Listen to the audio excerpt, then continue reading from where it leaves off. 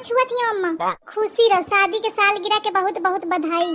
अम्मा मैं सोचा थी कि आज तुम्हारे लड़का के साथ कहूँ घूम आऊँ। अरे दुल्हन एनिवर्सरी साल में एक बार आवा थी तो परिवार के साथ मनावा चाहिए। नीक नीक खाना बनाओ बढ़िया, सब जने मिल के खावा जाए। कलीवा को बुलाए ले थी, के लड़का बच्चा आ जाए है, कितना नीक लागी। साल में एक बार तो आवत है और घूमे का काहे चाहे जब घूम आइया। हाँ ठीक है अम्मा।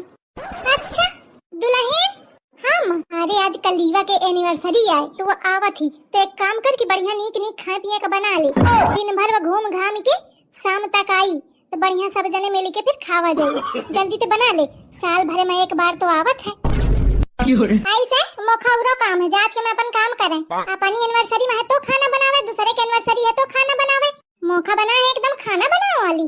मैं ना बना पाई, अपन बना लिया। साल में एक बार आवत थी ना, साल में एक बार तुम खाना बना लिया, बनाए पाए एकदम बेवकूफ।